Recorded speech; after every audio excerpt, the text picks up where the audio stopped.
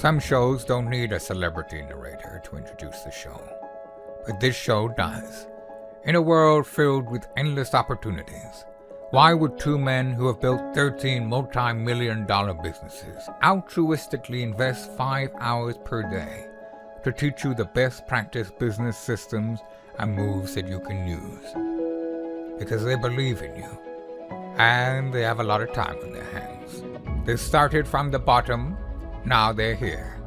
It's the Thrivetime show starring the former U.S. Small Business Administration's Entrepreneur of the Year, Clay Clark, and the entrepreneur trapped inside an optometrist's body, Dr. Robert Zillner. 2 men, 8 kids, co-created by 2 different women, 13 multi-million-dollar businesses. We started from the bottom, now we're here. We started from the bottom, and we'll show you how to get here. Started from the bottom, now we're here. We started from the bottom, now we're here. Started from the bottom, and now we're at the top, teaching you the systems to get what we got. Colton Dixon's on the hooks, I break down the books. The seeds bringing some wisdom and the good looks. As the father of 5, that's why I'm alive. So if you see my wife and kids, please tell them hi. It's the CNC up on your radio, and now 3, 2, 1, here we go. We started from the bottom, now we're here. We started from the bottom, and we'll show you how to get here. Started from the bottom, now we're here. We started from the bottom, now we're here. We started from the bottom, now we're here. We started from the bottom, and we'll show you how to get here. Started from the bottom, now we're here. We started from the bottom, now we're here. We should have, it's like the Wu-Tang Clan. We should have like 7 mics. There we go, look at that. Okay, mics. Let's get Josh on an always mic. Okay, let's get Randy on an always mic. And let's get Sorcini on a mic here. And I think we're good. Okay, and then James, if you can help kind of flush folks out. And then, hey, did he get you taken care of for dinner? Are we good? We're good? Yes, thank you. It'll be great, fabulous. Okay, so, okay, I think we're ready to go. And then James, we want to get everybody into a seat. That's what we're trying to do, a little seating action. So you can be the rude guy, you can be the mean guy. You're from New Jersey, you're used to it, you'll be fine. Okay, we want to get everybody into a seat. Okay, we're moving into a seat here. Here we go. We're reseating, we're gathering, we're getting back, we're rumbling, we're bumbling, we're stumbling. If you're online watching right now, we're gathering everybody. We'll be starting in just a moment. We're getting ready to start in just a moment. Hey, by the way, did Eric Trump, did you guys see maybe a different side to him? Was that a little different than what you've seen? He's a very normal, non-elitist individual who I happen to call friend, and I really want you to know he's doing the best he can as a father, as a husband. Is he perfect? No one's perfect, but I really do believe that the principles he taught about managing a team and being high energy and his value proposition and how he prices things and how he organizes his day, those are all principles we can apply. So now without any further ado, we're gonna answer all the questions. We've got a great team of panelists, and here we go. So question number 1, coming in hot, what do you got? What is merit-based pay, Clay? What is merit-based pay? Do we have Jordan here and Danica? Jordan and Danica, are they here? Jordan and Danica? Okay. We're going to keep that question, so I'll answer it, but don't delete it. And if someone wrote it with a Sharpie, that'll be tough to delete anyway. Merit-based pay is where you pay people based upon what they got done and not based upon what they said they would get done. AKA acta non verba. That's a Latin concept, acta non verba. Watch what someone does, not what they say. Okay, so Randy Antrican, in your business, if you paid, you often work with subcontractors and great employees. If you paid them based upon the claims they made and not the actual pool they built or the actual pergola they installed or the fire pit they built, what would happen to your business very quickly if you didn't pay people based upon results? Well, Craig, his mic up, please. There you go, yeah. Test. All right. Well, I'll review all the payroll, and over 21 years, I've never seen a subcontractor undercharge you. And so every single person that sends you a bill in it's either going to be what it's expected or more. And so every sub is set up with merit-based pay, and then we also have employees with merit-based pay as well. Merit-based pay. The opposite of merit-based pay is paying people based upon what they say they're going to do. So Mr. Door Installer, Bruce, This would be for you. You know that very well. But if you let your employees bill you hourly for installing a door, they will take forever to install a door. So you have to say, employees, I'm going to pay you this much to install the door, not just a flat hourly infinite, because they're going to just keep billing you more and more and more. Hopefully that makes sense. And then again, Barrett, if you can make sure everyone finds a seat, that'd be awesome. And if everyone's not mad at you, you're not doing a good job. So if everyone's not mad at you, you're not doing a good job. Next question. Our product is called Dex Kit. Do Skip we it need for a right trademark? now. Skip that one for right now. Skip it, and we'll come right back to it. Yep. How do you market music/digital material distribute today? Okay, let's go to Pastor Dave. Okay, let's go with that. Dave, marketing music, you're learning about that right now with His Glory. You're learning that process. Why is it important for you? Why are you wanting to, at His Glory, release Christian music? Well, it's a way to get to the youth, and music and praise music is so important. We see that through the Bible with King David, being able to play the harp in Psalms. It's a way to touch people through the Holy Spirit. So we don't want to do what everybody else does, so we're going in this slow, methodical, and finding the best way to do it. Who here knows about Kim Clement? Okay, so one kind of a fun project right now I'm doing is I'm helping produce Kim Clement's posthumous first album. So that's a real thing I'm doing. So you say, well, how do you do it? Who asked that question? Who asked that question? Who asked that question? Because you want to get into music. Okay, and you're wanting to know, how do you market music? Is that the question, sir? Yeah, distribution. So I'm going to tell you what I'm doing with the Kim Clement project.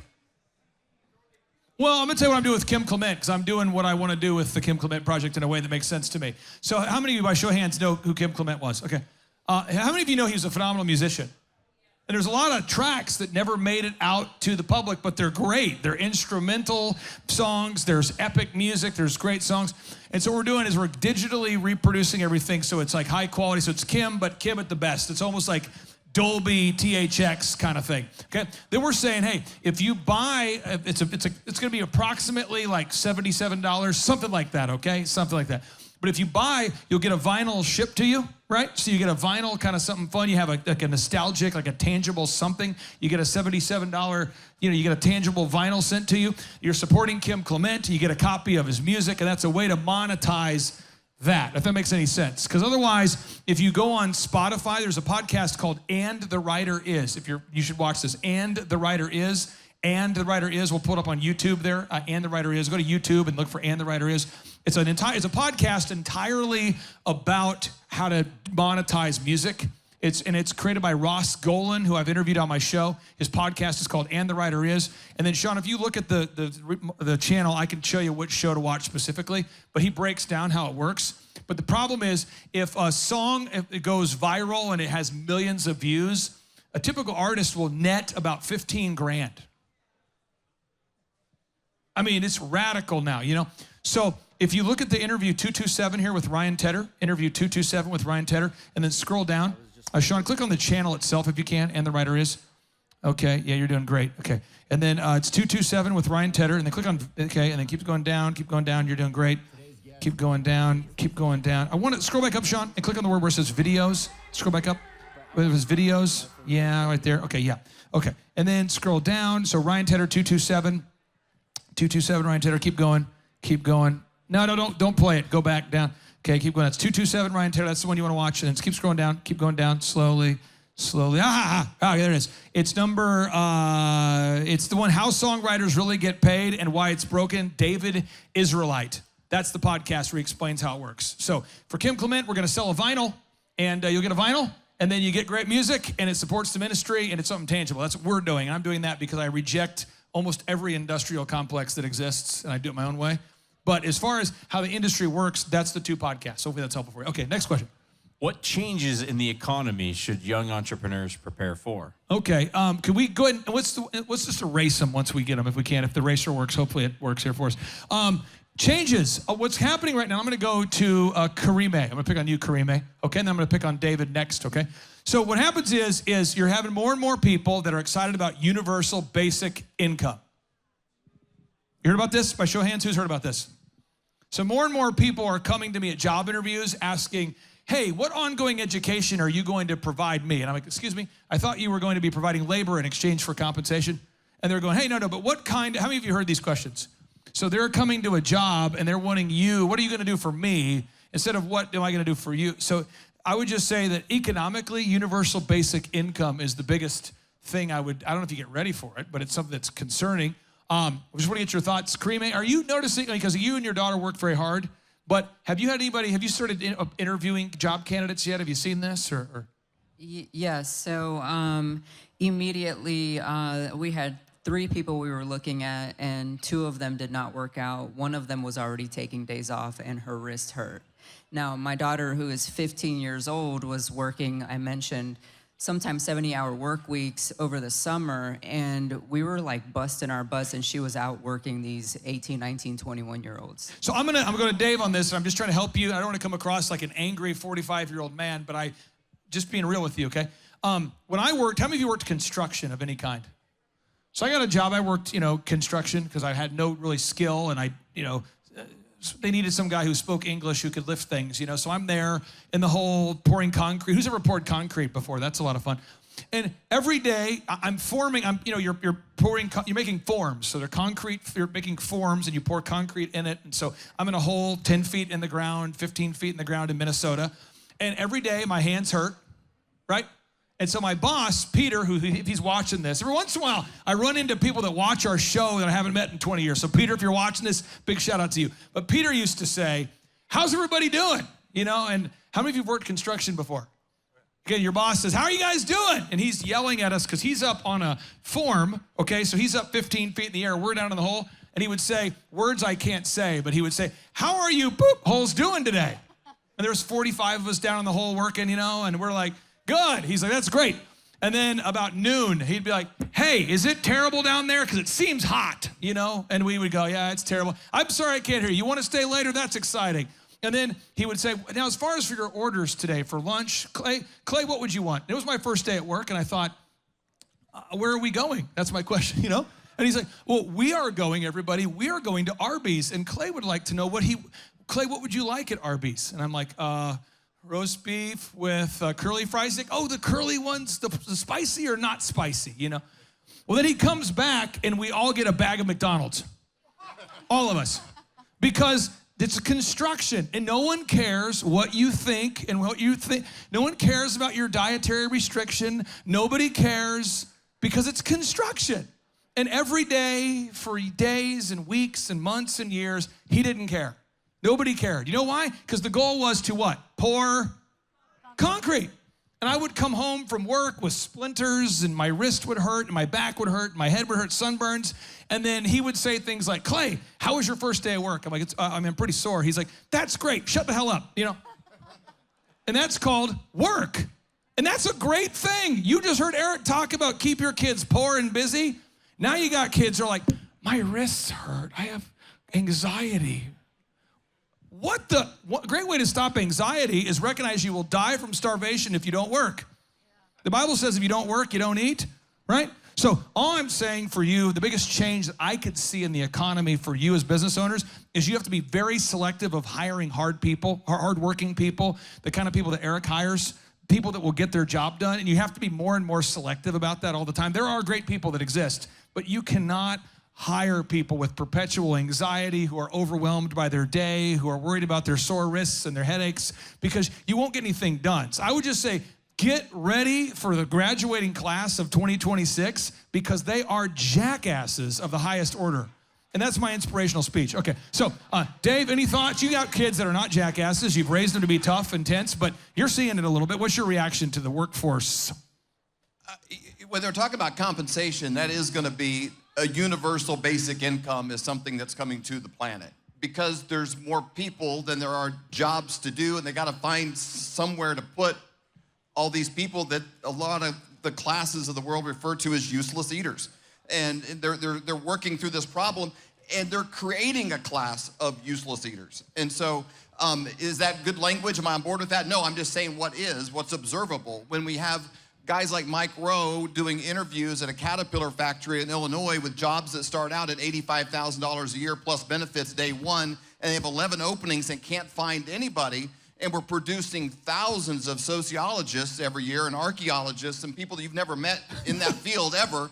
You know, we're producing something, and we have a massive need over here, and we're producing lots of this over here. And so that is kind of an inevitability. How do you counteract that is by, you know, first of all, kind of educating or re-educating or going against the grain with your kids and your people. And also all of you in this room, and myself included, we've been going to great lengths, revamping skills, doing hard things, and looking like, okay, do I know how my HVAC works? Do I know how all these things, you know, operate in my life? And so we need these skills of like, am I a doer? Because there's gonna be an income stream coming to the large majority of people that'll be enough to keep them alive. That's the goal. Not enough to have anything. There's, you know, we have a lot of cultures, and you know, anybody that lived in Russia in the 80s and 90s, it's like, oh, you had enough to stay alive, but not enough to have anything. But there's always going to be a market, and there has been in every culture for people that do more than expected. They show up early and they create more value. We've lived in a third world country before as missionaries. There's always people doing well that understand seed time and harvest. And so when you're over delivering and you're kind of have an entrepreneurial edge and you're grabbing these things that Clay's talking about here, there's going to be a market to rise above that, and there's just going to be less competition. Do you think this, what's your name, Sophia? Do you think Sophia has any competition in the marketplace? No, there's nobody. She has no competition. So there's always going to be very little competition at the top. There's just going to be less in the future, but there'll be more people waiting for the crumbs. Biggest issue, I'm telling you, I work with 160 business owners. I work with hundreds of business owners, and we meet with them every week. Doctors, dentists, lawyers, home builders. Their biggest issue is they can't find people for good paying jobs. And so you have to learn how to hire people. We'll teach you that process. So next question. Yeah, Clay, I'd just like to add to that, though, that one of the biggest ones is the common misconception is the middle class getting squeezed, so people think that there's actually less money out there. But the broad money supply, the M2 money supply will indicate that there's actually more dollars out there, just fewer people have it. So what you really have to understand as an entrepreneur coming up is you have to understand the premium options in your industry, because that's where the growth opportunities lie. Boom. I 100% agree with that. Next question. How would you go about building / growing a community? What are the most important traits of a healthy community?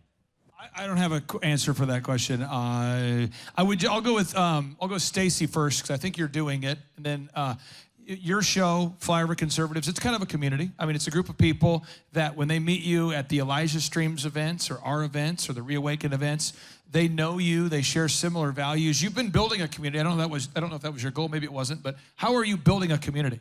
Well, I think they have to have a common goal, whatever that is. So our mandate that we got from the Lord in August of 2020 was that we have to wake up, speak up, and show up. It started with us initially. It was like, you know, the reason that the country is where it is today is because conservative Christians didn't say anything. They allowed the plumb line of Jesus to be taken out of all of the 7 spheres of influence, even in the church. And so he said, you've got to wake up to that first, and then you have to have the courage to speak up and show up. And so it became a mandate between David and I. And then when we started Flyover Conservatives, in every episode, it's something that we talk about. Every interview that we do, where they're bringing information, but then it's like, okay, so we know the problem. What can people do to make a difference in their own family, in their own community? Because obviously we know that local action can make a national impact. And so that's really what we focus on, and that's the community that we've created. It's linking arms and doing whatever we can, bringing our own time, talent, and treasure to make a difference in our own communities. I'll just say too, in our business, leave them with hope. Even when we talk to Clay, still leave them with hope. Yeah. But you develop a community of people with shared beliefs about Eleanor Roosevelt, you know, and you kind of come together on these things. I always want to add to this too. I want to add this is important. You know, a culture is that which you allow to grow. That's what culture means, that which you allow to grow. And we have some awesome people that work for our businesses. Great people, you know, great people. You guys are great people. How many of you have met great people so far today or this weekend?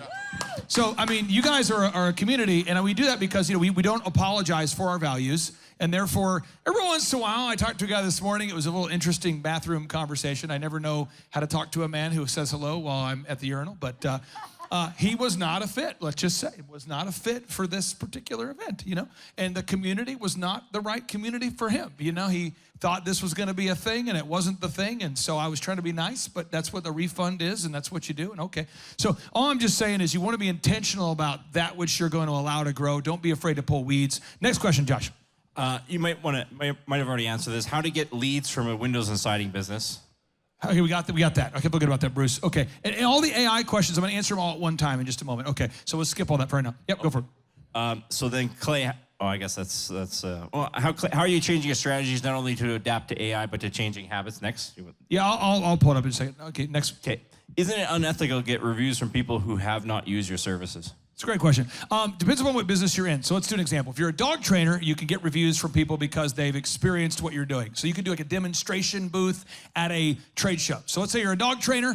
How many of you have ever seen a dog trainer who's very skilled who can get a dog to sit on a hydrant at perfect attention for like an hour? Have you ever seen this before? It's kind of impressive. People walk by the booth, they go, wow. Or in your case, you have massive pergolas and hot tubs and really cool architecture. I work with a lot of home builders that do model homes. They do tours. They do custom building. How many of you paint something? Any painters, any artists here? So I mean, just give you an example. If you go to Spotify and you, Sean, you can pull up Spotify and type in Lyrical Miracles. I've got about 70 songs I've put out there. And every once in a while, someone comes to me and they go, I listen to your albums every day. And I say, that's great. And then I know I'm going to make probably about 7 cents if they listen for the rest of their life every day on repeat. That's great. And so is a music thing, and someone leaves me a review. Did they buy? I mean, how many of you did use Spotify? So if you go to Spotify, you find my Lyrical Miracles volume. Let's scroll down there, Sean. You'll find it. There, 1 and 2. And if you find it, and if you listen every day for the rest of your life, I might make like 7 cents. That's how the monetization model works there for that. So if you left me a review, is it ethical that you left me a review and all you've done is experienced my music and only paid me 7 cents? You probably paid me 1/10 of a cent if you've, or how many of you have written books on Amazon? This is crazy. I sell thousands and thousands of books. I've written 40-something books. And I might make, how many of you know, you make like $4 a book? Amazon makes more than I do.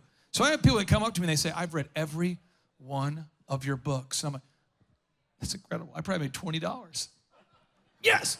But you know, again, all I can just say is if someone has experienced what you've done, that's the review. Another example, if you're a lawyer, this is Doug Mahaffey, one of the best attorneys out there. I've worked with Doug multiple times. There's Doug Mahaffey. Doug, woo, great attorney. I'm not kidding. I've paid that guy money. I like him. I don't resent the money I've paid him. I'm happy I paid him. Shalom, win-win, great guy, Doug Mahaffey. So when I paid, Doug to work with him, I wanted to know, is he legit? Is he credible? And so Phil Hotzenpiller said, that guy, Doug Mahaffey, great guy. When Pastor Phil recommends somebody, that is, in my mind, Phil Hotzenpiller, if he hasn't left you a Google review, he should do it, shouldn't he?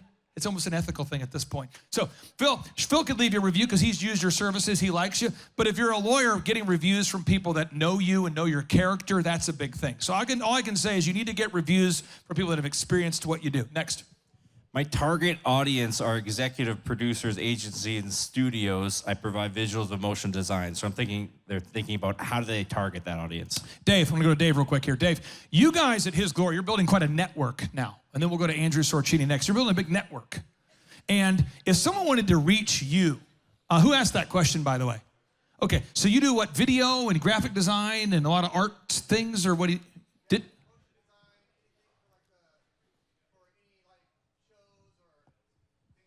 Promotional design? Do you do posters? Do you do banners, flyers, what all do you do? All that stuff. Keep going. What else do you do? Just yelling at us. Keep yelling. Something else. What else do you do? What else do you do? Awesome. So that right there is a solution. Dave, have you ever had a need for any of these solutions? Absolutely. Okay, so maybe we make a match, maybe we don't. Sometimes I see the sign that says, we'll work for food. The homeless guy, will work for food. And then I go like 7 feet over and I want to take his body over to the now hiring sign at the local fast food place and say, you two should meet, Okay, so I don't know. But if someone wanted to reach you today, this professional man who's working really hard, if someone like him wanted to reach you, how would they do it? I'm gonna ask the same question to the flyovers and the same question for Andrew. So if someone wanted to reach you, how would they do it? You could send me an email at zion@hisglory.me. And the principle I want to teach is it's called the Dream 100. You should write it down. Dream 100. Sir, I'm talking to you right there. Dream 100, okay? It's written by a guy named Chet Holmes. Chet Holmes, Chet Holmes. He wrote a book called The Ultimate Sales Machine. It has a red cover. He was taught personally by Charlie Munger, who was Warren Buffett's partner, The Ultimate Sales Machine. You got to read the book. There's a chapter in there called the Dream 100. Dream 100. So you make a list of your ideal and likely buyers, and you reach out to them until they cry, buy, or die. That is how the Reawaken America Tour came to be. I mean, God maybe ordained it or maybe put up with it or whatever that was. But I said, I really want to get in touch with Eric Trump. Well, I'm sure other people have had that thought. The difference is that once I lock on with a maniacal obsession, I will not stop until they cry, buy, or die. So Sean knows this. I have a big whiteboard in my office. Sean, type in Clay Clark whiteboard. So I made a whiteboard, and for some reason, Yahoo News said, Clay Clark's whiteboard is the center of the QAnon conspiracy movement, which I'm not a conspiracy. You click on images, yeah, that's my whiteboard. You click on images, you'll find it. And so that's my whiteboard. You can see it. And so I just made a list. Scroll up to the top there, Sean, you'll see it.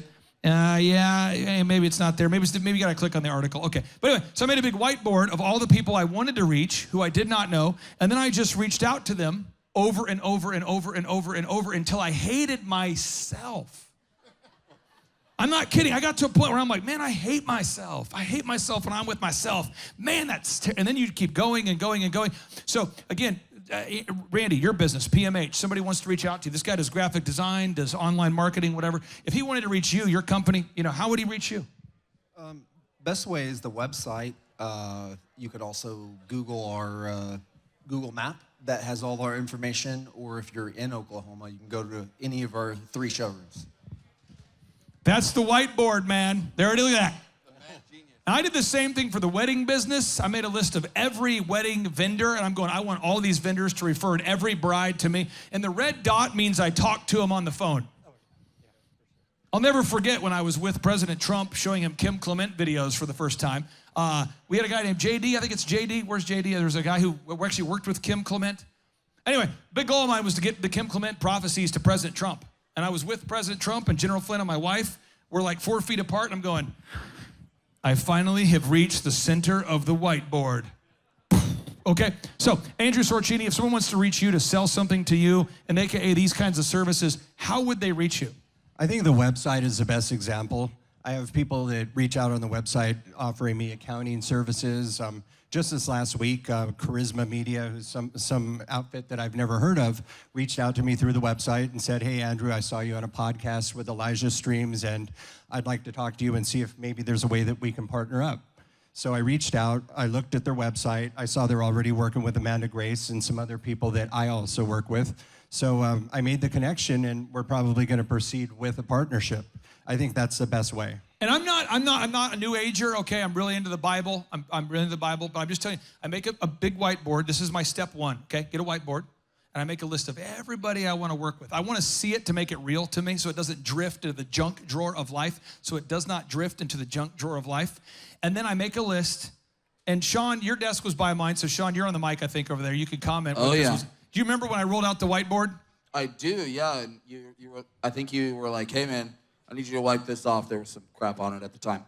So you wiped it off, and then you had pasted Trump's head there. And I'm like, what are you doing? He's like, oh, just watch. Just watch. And then 2 years went by, and this is what we ended up with, this whiteboard you see. And I wanted him to know that the models are false that said 2.2 million people would die from COVID, that the PCR tests are falsely calibrated to inflate the cases, that COVID is treatable using budesonide, ivermectin, hydroxychloroquine, and inside the mRNA technology, that connects to crypto, which AKA is the mark of the beast. So that's what I wanted to tell him. And I did tell him, but it took me 2.5 years of harassing everyone to make that conversation happen. So, next question. After this event, how will I know if it helped me? I don't even know what that means. Who asked that question? I mean, I don't know what that means. All I know is that if you go to thrivetimeshow.com, I look at your success as the result of the conference, good or bad, pass or fail. So I want you to make more money as a direct result of this conference. That's what I look for. I'm not looking for epiphanies, enlightenments, good feelings. Maybe I find some of the best training is where you leave feeling bad. Like, I hate that guy. You know what? I'm going to show him, and then you're like, yeah, that was a good one. My favorite coaches are the ones that I hated. Did you ever have any good coaches that you hated growing up? Do you have any coaches, any sports coaches? Well, I don't really remember any of my coaches. Really? Yeah. You're Dave, my only coach. Okay, well, Dave, do you ever have a coach that was on you? All the time. They used to say, hey, if I wasn't screaming Scarlet, then I wouldn't care. So they were always screaming. Yeah, I mean, so I think, the point of this conference, whether it's irritate, motivate, agitate, whatever it is, it probably ends with an 8, I don't know. But I just want to make sure that you make more money as a result of this conference. I want to teach you how to grow your impact, grow your organization, grow your reach. Next question. What is the definition of success? Everyone's got their own. I'm going to pick on Sophia. For me, growing a business is the one purpose, is so that I can create the time freedom and financial freedom to do what I believe God wants me to do with this moment. That's what I believe success is to me. So, Eric and I, it was kind of a funny story. He had said, do you want to get some $1 million bacon? I don't know what who's ever had $1 million bacon? I had never had it before. Dave, can you describe $1 million bacon? Can you describe what that is? Maybe, Andrew, you want to pass the mic real quick? Can you explain what this is? What's $1 million bacon? Well, in Kansas City, we don't have mountains or beaches, and so mostly they smoke meat, cook meat, bake meat. It's called meat. There's no vegetarians in Kansas City. They're just really hungry, walk around angry, but you got to eat meat. And so there's 2 or 3 places that compete on the $1 million bacon train, and it's a thick slab of underbelly, thick cut. Usually there's a little bit of maple syrup kind of tied to it. So it's got this like savory, smoky with a little bit of sweet that's kind of like feels like. If you close your eyes and eat it, it's like you're a little kid sitting on your grandma's lap and she's holding you and everything's good. It's kind of like that. To me, that's success, eating $1 million bacon with Eric talking about the book of Daniel. How many of you read the book of Daniel? How many of you know the book of Daniel fits in with the book of Revelation? Who knows that?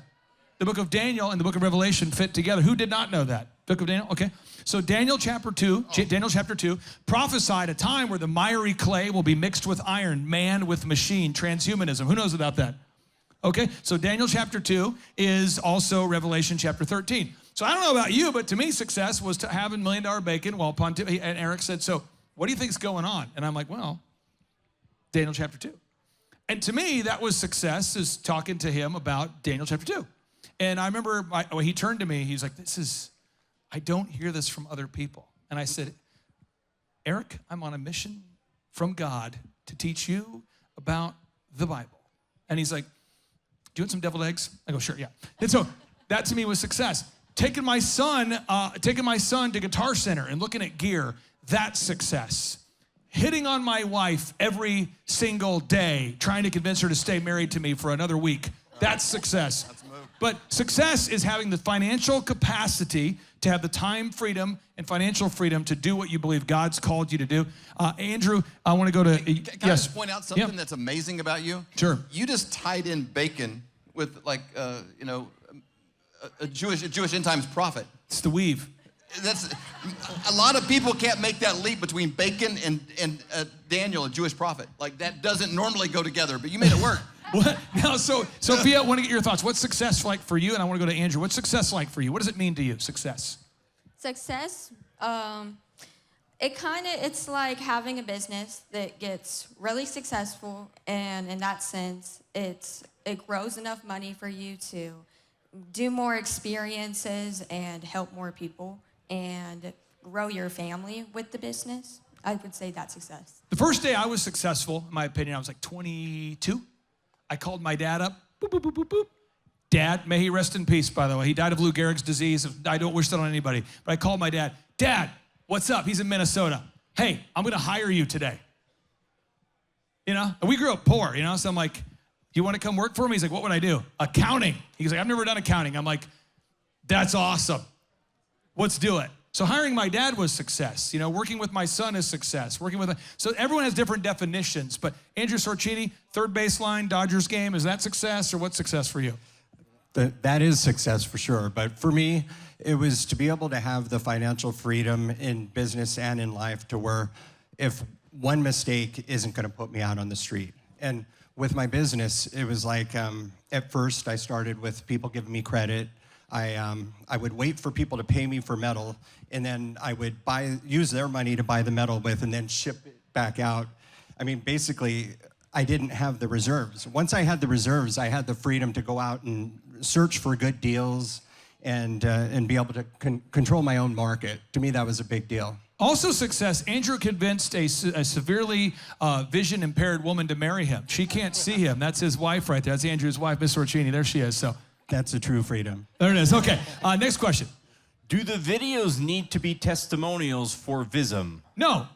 I'm going to show you an example of videos real quick. I'll just fire through them. You just need to have videos because Google, okay, or artificial intelligence and or Grok. By the way, how many of you know that BlackRock, who knows what BlackRock was? How many of you know they started the first AI for commercial use in 1999? Who knows about this?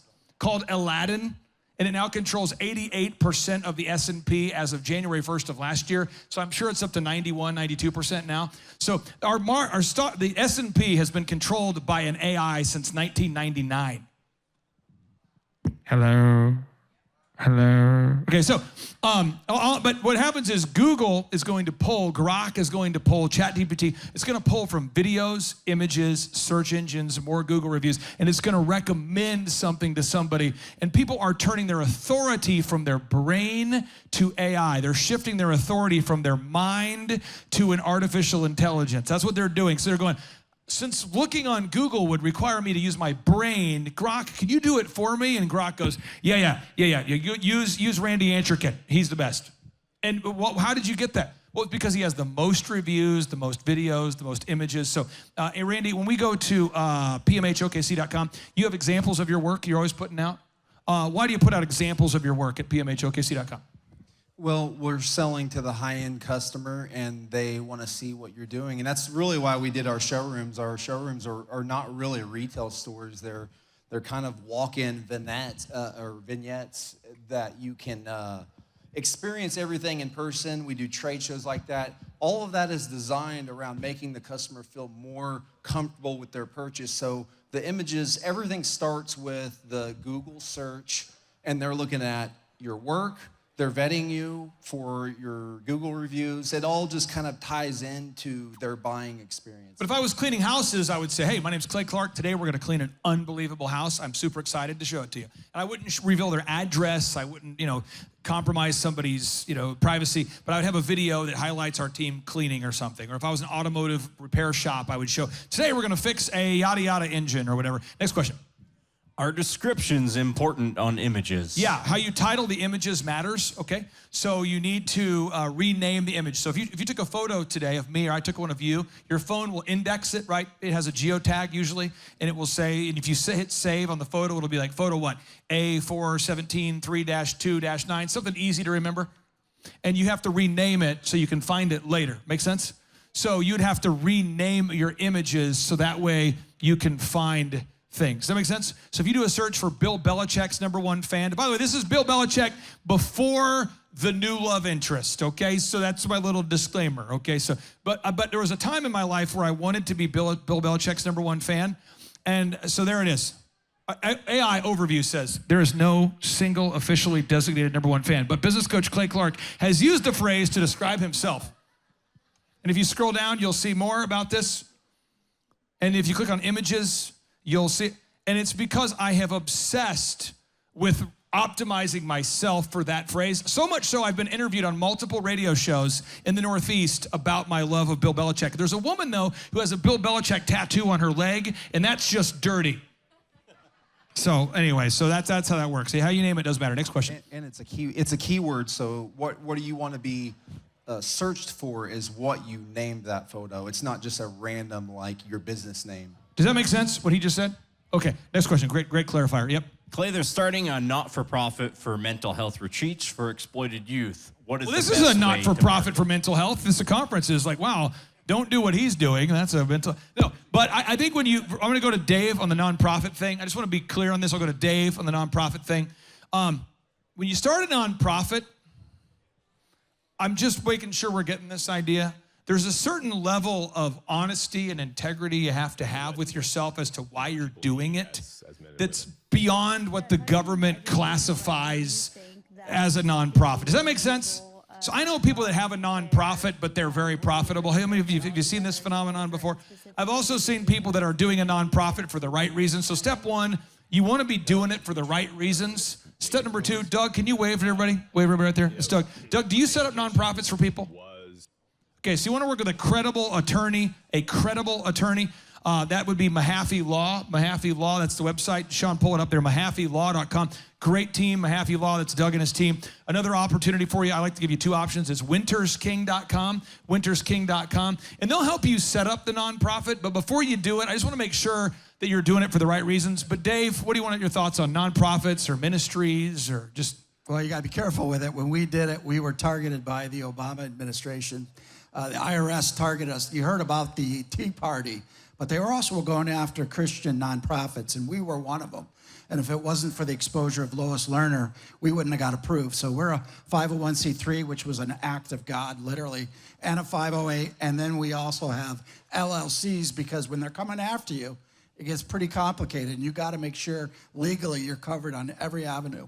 So I've used the same law firm for 15 years, and so wintersking.com, I'm very happy with them. And for certain special situations related to the world we live in, I think Doug Mahaffey does an incredible job. And if I would have met Doug first, maybe I would say Doug is who I've used for years. But how many of you are loyal to somebody if they do a good job? That's me. So wintersking.com is who I use, and Mahaffey Law. I'm very happy to recommend both of them without reservation. And I don't get paid a commission to refer them, although I've asked. Okay, next question. How can I connect with you to scale my business? If you want to do that, that's James. James, are you back there? James? Okay, that's James. James, I met James at the Reawaken in Pennsylvania. He now is getting married. Are you getting married tomorrow, James, or when are you getting married? 2 weeks. He's getting married in 2 weeks. And James schedules all the 13-point assessments, and that's what I do. And just to be super clear, for anybody watching online or anybody here, we charge $1,700 a month for what we do, 1700. It's month to month, no contract, photo, video, web, search engine, all the things we do. We guide you down a proven path. And then we have scholarships for people in need, because when I worked at Applebee's, Target, and DirecTV, my coach I hired, his name was Bruce. I'm not going to rip Bruce. Bruce is probably watching. But Bruce was $3,000 a month.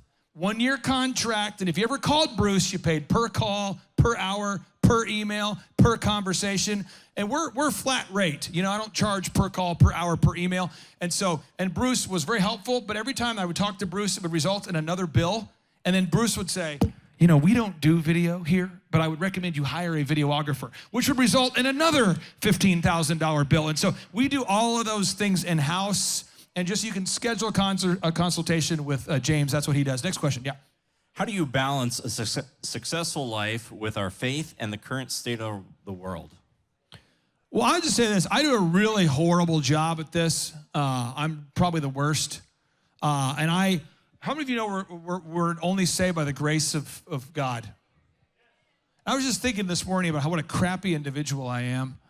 And I'm not just saying that for self-deprecating applause. I mean that. I was just thinking this morning, my wife is awesome, and I'm only good at business. I'm really good. How many of you have seen a skilled pianist play the piano, and you're going, wow, you're good, but then they're like a crappy individual?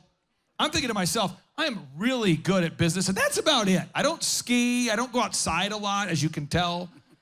I'm kind of afraid of professional sporting events. We have box seats for professional hockey games, and I don't go because it would require going. I don't travel a lot because that would require traveling.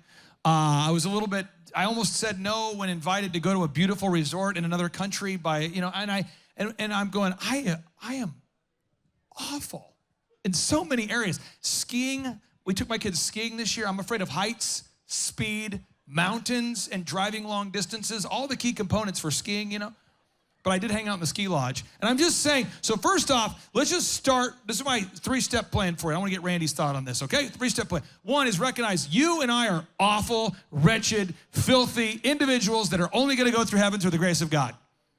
Just get that out of the way. That's step one, okay? And then step two, figure out what you're willing to fight for. So because of my completely unapologetic worldview, my children, I feel so bad. They're watching it right now. I'm not going to cry, but I'll probably cry in my vehicle alone today if I'm at a gas station somewhere where people can't see me. But my kids had to attend school outside of their class because I wouldn't allow them to wear a mask. So they couldn't go into class because I wouldn't wear a mask. And I don't know if that's clapping. I mean, it's more like... so they couldn't go to class. People mocked them, ridiculed them. They weren't allowed to be with other classmates. Then I wouldn't let them take mRNA modifying nanotechnology shots. And oh man, that created a problem. we didn't lock down. So it became a thing where it's like people at school, at a conservative Christian school, people are going, is that your dad? Because I kept going viral all the time for talking about Bill Gates on Newsmax and Epstein, and that's not a pro tip either, And so because of that, my kids really had to endure a lot. They really did. And because I grew up as a kid that stuttered, and I frankly do not care about what anyone thinks about anything at all ever, and I don't have a whole lot of empathy, I'm really good at business. But I didn't recognize how hard it would be for my kids to have that world. Does that make sense? Like, because I'm unapologetic, my kids had to go, and we're going through Captain Unapologetic's life here. Here we go. Teenager, can't go to class. That's exciting. Way to go. So I had to, so one, figure out you're not going to heaven without the grace of God. Two, figure out what you're willing to fight for. Like, really, really think about it. Really think about it. Like, what are you willing to fight for? And then three, recognize the key to helping the poor is to not become poor. And that's Abraham Lincoln. Abraham Lincoln once said that, true story. Abraham Lincoln said the key to helping the poor is to not become poor. So that's my pro tips. Now, Randy, you're building pergolas, hot tubs, you're a Christian. They also got kitty litter in the bathrooms in Oklahoma public schools. What's your reaction to the same question? You don't claim to be a faith leader, but what's your reaction? Balancing faith, business. Well, I believe that you can have all of those things if you make your life intentional. And I'm just going to kind of go back to the calendar, because if you don't have a calendar, then life just gets away from you and it will control your life. You'll end up working all day long. You'll go home and you'll read books like Simon Sinek, Start With Why, and you'll think that you're just a bad parent or whatever. But in reality, if you put the stuff that you prioritize on your calendar, meaning like working out, date night, dinner with kids, movies, whatever it is, build everything in there and then put everything else around that. And what you'll find out is that you can have all of those things if you take control of your life. Josh, I want to get your thoughts. You help clients in Canada and in America with their financing, their bookkeeping, the whole thing. So many times you see entrepreneurs that are not intentional. What advice would you have for somebody here who's trying to be intentional financially, but they also want to be a good family person? You have any pro tips on any thoughts? You just have to look at like what the goals are of the entire family, right? Because sometimes they're a little bit competing. And I think one of the harsh realities is like you see some of these examples like these like perfect couples and they're both, working in the business, but you just need one person to be financially responsible. And so like the example I always use is like, put up your hand if you live in a country where you can start your own bank account without your spouse's permission. So put up your hand if you live in a country right now where you can start your own bank account without the spouse's permission. People feel dirty answering this question. So then I would challenge you saying, if you're failing financially, it's not your fault, it's not your spouse's fault, it's your fault, because you're totally in control of that scenario. Boom. Next question. What do you got? Next question is about banking, line of credit, and volatile cash flow. So they have a long-term relationship with Chase, and they want the perks of an easy line of credit renewal, but they want to avoid the personal guarantees so they can scale. Okay, Andrew Sorcini, I'm going to talk to you about this. There are a lot of people that want to not personally guarantee something. So just to let you peel behind the curtains, look behind the curtain. I have a haircut chain. And I have, locations. In each location, we have a lease where I'm on the hook, whether we have any customers at all, for, we'll call it $5,000 a month average, coming in every month. That's my ongoing. And I had to personally guarantee that lease. I have to guarantee that if things go bad, I'm paying the lease. So you could say every month I start the month $21,000 in debt, roughly between all three locations, after utilities and all the obligations. And I have to personally guarantee that. And I see a lot of entrepreneurs that want to be the chicken at breakfast, follow this analogy, and not the pig, to quote my mentor, Dr. Zellner. And a pig gives their life for breakfast. They died so you could eat it, right? That's the pig, ham, got it? But a chicken can lay an egg. As an entrepreneur, you have to be all in or you lose. So there's not really a utopian situation where you can start a business without personally guaranteeing things. And then only when it gets to a certain size can you move to a place where you don't have to personally guarantee things. But Andrew, you see a lot of people that are very, very wealthy coming into your life. Any thoughts about personally guaranteeing loans, leases, houses, lines of credits. Any thoughts on that? Because you work with ultra wealthy people and very normal people. Well, I think especially for when you're first starting out, you do have to go all in. Definitely do the personal guarantee. I mean, for me, I would get these emails from Wells Fargo that say that you qualify for a $100,000 line of credit. I'm like, this is great. This is exactly what I need. I apply and then they tell me no. And I'm like, you sent me the email saying that I qualified for it. So then I just found that I made personal connections with people in mutually beneficial relationships. So I would go to a wholesaler that would offer me, they'd offer like 10,000 1-ounce silver coins at a certain price over spot, like a really good deal. And I'd tell them like, hey, I'd love to get that, but I'm not in a position to be able to buy that right now. But I'll make you a little deal here. If you front me those 10,000 ounces, I can have it sold within a week, and I'll pay you within that week. And then if you don't follow up on that, then word spreads through the industry that you're somebody that doesn't do what you say, and then you're blackballed. So I went all in. That's what I had to do. And when I talk to other people, I find out people that buy gold from us are generally other successful people, and we do share stories about their business, and it's always all in. And I'm only bringing up people on this stage that are longtime clients that I've worked with for a long time that I've known, because I don't want to give you charlatan advice. Charlatan is like fake advice. I don't want to give you get-rich-quick tips. These are real people, and hopefully you can see there's commonality. Those different industries, we're all dealing with the same things. Did you have a comment there before we do the next question? Yeah, I mean, banks aren't in the business of issuing risky loans. So they're looking for the sure thing. So Clay's right about avoiding the personal guarantees. But some of the ways that you actually strengthen your application with the bank is actually having up-to-date reports. Having up-to-date reports that are clear, that are readable, and you have to understand how your company looks against your competitors. Oh, preach that again real quick. Up-to-date what? Up-to-date financial reports, because you have to, the bank wants to see how you look compared to your competitors, because your competitors, you're competing against them for the loans too. And if you're really serious, like really serious about making yourself a lower risk entity to the bank, you got to start thinking about how can you wind real estate into it, because you know, if you own the real estate from where the business exists, all of a sudden you're not just a giant unsecured creditor with the bank, right? Kind of a funny story. My wife and I used to live here. Sean, will you look up our house back in the day? Look at, go to 91st and Elm, and maybe you can find our house. My wife and I used to live on one side of the road, and one day my wife was like, the house on the other side of the road, I'd like to buy that one. You know, and I go, yeah, there we go. We're almost to my old house. And zoom out, Sean, kind of zoom out a little bit. I always want to show you what I'm talking about. Zoom out a little bit.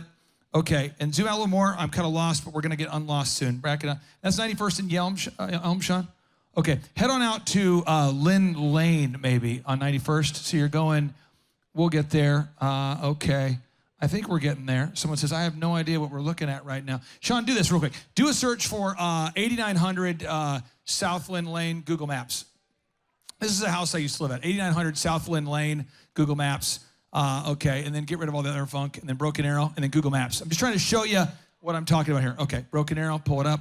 Okay, this was my old compound back in the day. That's it right there. So zoom in, Sean.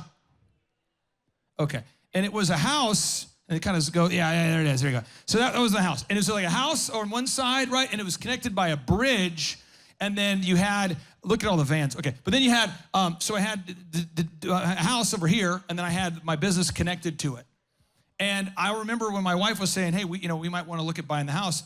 It was nice to have my credit and together and my finances, because I can just call up the mortgage lady and say, hey, I'd like to buy a house. And she says, sure. And then I'm not, I don't know, 30 minutes later, I can buy the house. It's not like a big, but when people don't have their numbers together, it's weird. So go down the street further, Sean. And go the other way, left, or going left, keep going, and keep going, keep going. And zoom out a little bit more, Sean. You're doing a great job. No one's doing a better job than you right now. Keep going, keep going, keep going, Sean, keep going. This is all within a mile, okay? This is how my brain works. I'm sorry, folks. I'm sorry my brain's not better. Keep going, Sean. You're almost there. You are doing a great job. And I wish I knew addresses, and you say, how do you own a property and not know the addresses? That's, if you have a lot of things you're involved in, you forget it. Who's forgot all the addresses? Okay, let's go left, keep going. Okay, now, Sean, now we're going up. Almost there. Stay on target. There it is. Okay, on the left side of the road, Sean, that house right there with the pool, that was the house. So I'm on the right side of the road. That's where I lived or had a property. And my wife goes, let's buy the house on the left side of the property. And I'm going, yeah. And what you do is you call the realtor, who's bought a house, and they go, are you pre-approved? And I go, I'm perpetually pre-approved. Yes. because I have it together, right? And I called the guy who owned the property, and I said, I would like to buy your house. He said, I don't want to sell you my house. I said, how much would it cost? And I bought the house, put it in the pool, and if you go left, Sean, you'll see it's 17 acres. It's all that stuff there, that's all that there. I bought it. It was a great deal. But if I didn't have my finances together, Dave, I want to go to Dave Whited on this. Dave, if you and Stacy don't have your finances together and you have a good opportunity that you two as a couple see and you don't have your finances together, what happens? You miss it. Time goes by and it goes to somebody that's prepared. And so the guy I bought the house from, he had a security company, and he was telling me how he had this house that he never went to, and I'm like, 17 acres in Broken Arrow? I have to buy it. He said it's not for sale.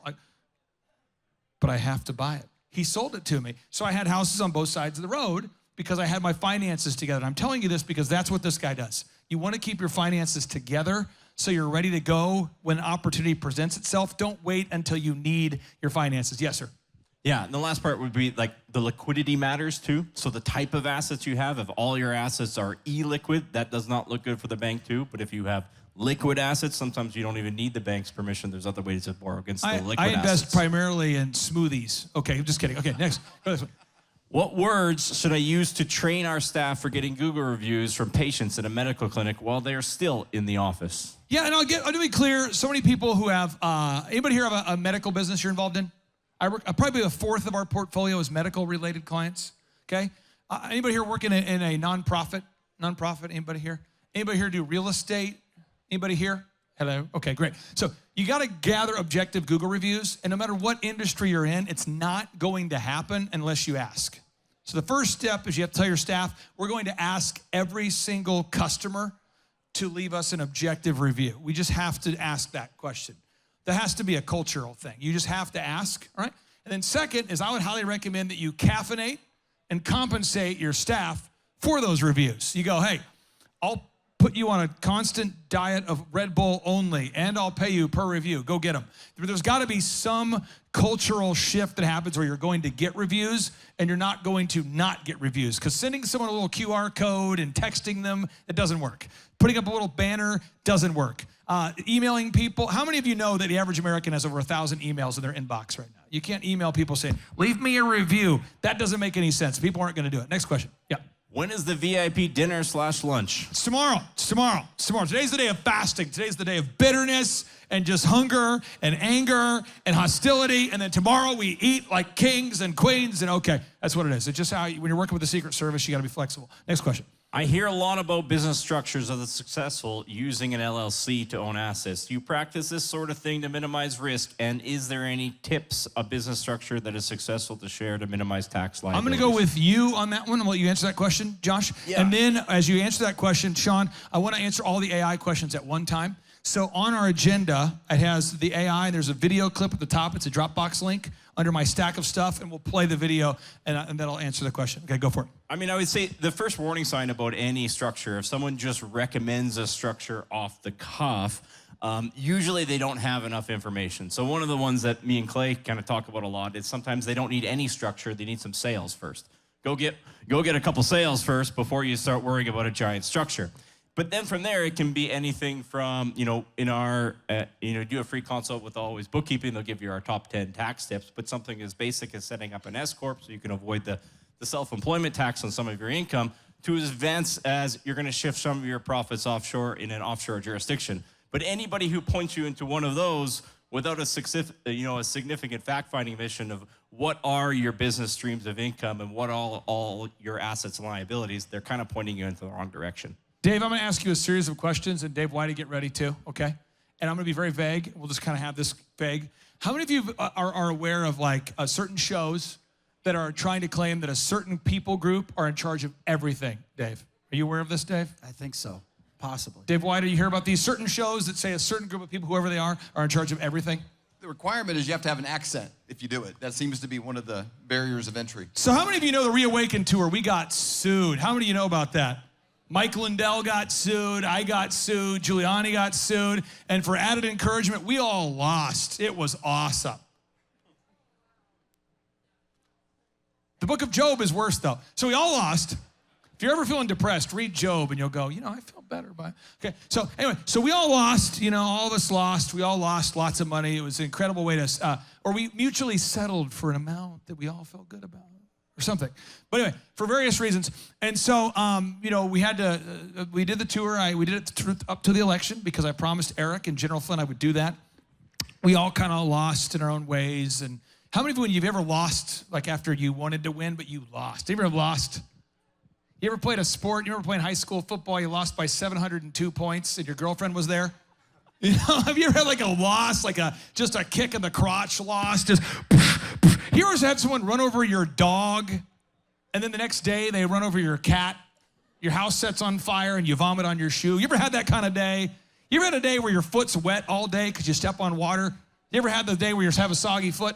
So I was having kind of a soggy foot day, and General Flynn calls me and says, hey, we should get the band back together. And I'm going, oh, come on, no. And so I'm going, okay, I love General Flynn. So yes, sir, but I'm thinking, man, okay.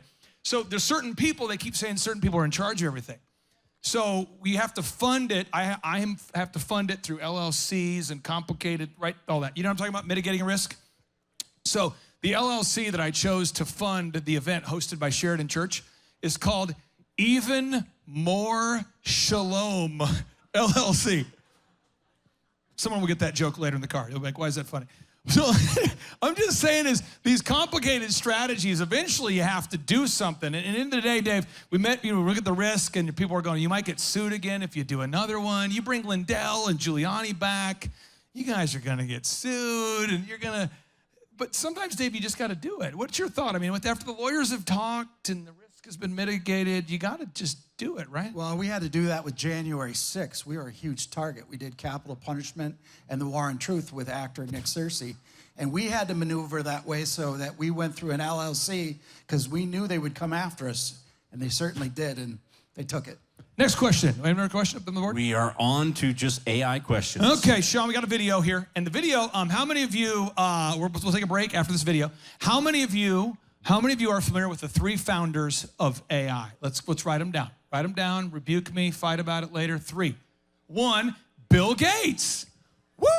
I love Bill Gates. You know why I like Bill Gates? Because I like Epstein, and I like that he hung out with Epstein, and that's a hot deal for me, so I trust him. Come on, I trusted him with the shots. I trust him with my computer. I would let my kids hang out with Bill Gates because he hung out with Epstein. What a great guy. Woo! Woo! Yes, and so I will use AI for Jesus in the way that I will use a brothel to raise money for missions. Second founder, Sam Altman. Sam Altman is openly gay. He has said his goal is to cause a financial reset and to end capitalism. That's the second founder. First founder, Bill Gates, they said, what's your reason for this? He said, to solve the Tower of Babel problem. This is his answer. My answer, he said, is to solve the Tower of Babel problem. Who has seen him say this? Get ready, have fun with that. Then Sam Altman, he says, well, I want to cause a financial reset and end capitalism. Great. Third, I love taking pro tips from openly gay communists.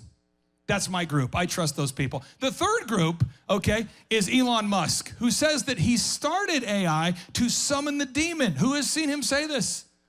So I'm going to play you a little recap of these people, and then I'll answer my AI questions, and then we'll move on. But also, later tomorrow, I'll be teaching how you can start a brothel to raise money for Jesus. Both are perverse, both are crazy, but we'll talk about it later tomorrow. Okay, so here we go, hit play. Which one do you want, Clay? The one at the top, Dropbox. Okay. Yep, that one right there. And again, it's not me talking, you'll love it. If you hate me, you'll love this. Okay, here we go. Ultimately, we can do a full brain-machine interface, meaning that we can, ultimately, yeah, this is going to sound pretty weird, but achieve a sort of symbiosis with artificial intelligence. Could you imagine that one day we would be able to download our human brain capacity into a Optimus? Yes. I think that is, I'm not saying this is, I think it is possible, I think, to do that. It is possible. Which would be a different way of eternal life, because we would also download. Okay, quick operational Bible quiz. Satan promised Eve what? Access to infinite knowledge and eternal life? But there's no parallel. Keep hitting play. No parallels. Just hitting play. Backing it up. Keep going. Hit play. Feeling the flow. Yes, we could download the things that we believe make ourselves unique. Now, of course, if you're not in a body anymore, there's definitely going to be some difference there, you know. So, but as far as preserving our memories, our personality, if you will, I think we could do that. In order to have better human AI symbiosis, we must solve the bandwidth problem. Below a certain bandwidth, we are basically just stationary to a computer. And at 1 bit per second, you know, that's a very low data rate when computers are doing trillions of bits per second. I think best case scenario, we effectively merge with AI, solve the data rate problem, then I think we can hang on to human-machine symbiosis through the long term. And then people may decide that they want to retain their biological self or not. I think they'll probably choose to retain their biological self. Versus some sort of Ray Kurzweil scenario where they download themselves into a computer? You will be essentially snapshotted into a computer at any time. If your biological self dies, you could probably just upload into a new unit. Literally. Pass that whiskey. We're getting crazy over here. The long-term aspiration for Neuralink would be to achieve a symbiosis with artificial intelligence. Pause. Okay, so his long-term aspiration is to achieve human-AI symbiosis, so merging man with machine. All right, that's his whole goal. Which, if you've read, who's never read Daniel chapter 2? Daniel chapter 2. It's mixing the miry clay with the iron, okay? So that's his long-term goal. So as it relates to AI, again, I told you, starting in 1999, what happened? Aladdin, the BlackRock created the Aladdin AI in 1999. So how many of you rode on a toll road today and disagreed with it? But you had to, right? So all I'm saying is we're kind of on this journey, right? God is the author of history, right? He's the beginning and the end. Are we on the same page? The beginning and the end. History is his story. The Alpha, the Omega, the beginning and the end. And so we're on this path, and there is going to be choices you have to make, I have to make in the coming 5 minutes that are going to impact the future. And I want you to know the big agenda, and you can look it up, and then you can pray about it and rebuke me, but I really pray about it. I would pray about it, okay? So Bill Gates, scroll down real quick, Sean, back to our stack of stuff in our notes there, okay? Okay, point number 1, Sean, that's clip number 1. It's called the singularity. I think that's it right there. And, okay, this was Elon 2 days ago, and he said that we are approaching what's called the singularity. It's where we shift authority from man to machine. And then Jaron, who invented have you guys ever seen the Oculus? You mentioned the Oculus, the virtual reality thing? Yeah. The guy who invented that technology said this is the part when all humans will die unless they merge with the machine. And you'll watch him say this. It's called the singularity. And it was prophesied that in 2025, Alice Bailey, who's the founder of modern Luciferianism, Alice Bailey prophesied that America would usher in the golden age in 2025, which is the merger of man and machine. Who's ever studied the Nephilim? That's also referred to as the golden age. So I believe there's a lot of stuff going on there, but I want you to watch Elon Musk in his own words, and then you might say, do you guys serve beer? No, we don't serve beer. This is not, I'm just kidding. Okay, hit play here. Because we're really headed into the singularity, as it's called, which, you know, they refer to AI sometimes as the kind of like a black hole, like a singularity. You don't know what happens after the event horizon. It doesn't mean that something bad happens, it just means you don't know what happens. I'm confident that if AI and robotics continue to advance, which they are advancing very rapidly, like I said, working will be optional, and people will have any goods and services that they want. If you can think of it, you can have it type of thing. But then at a certain point, AI will actually saturate on anything humans can think of. And then at that point, it becomes a situation where AI and robotics are doing things for AI and robotics because they've run out of things to do to make the humans happy.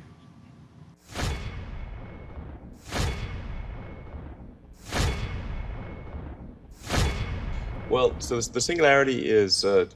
What's the singularity?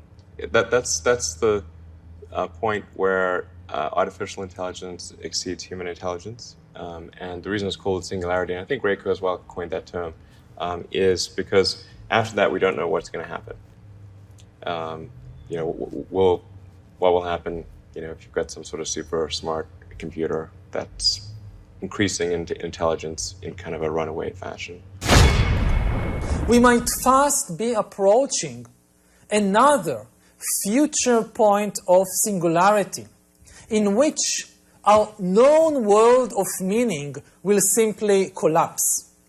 Everything happening beyond that point is incomprehensible to us, and it's useless to try and imagine it or talk about it.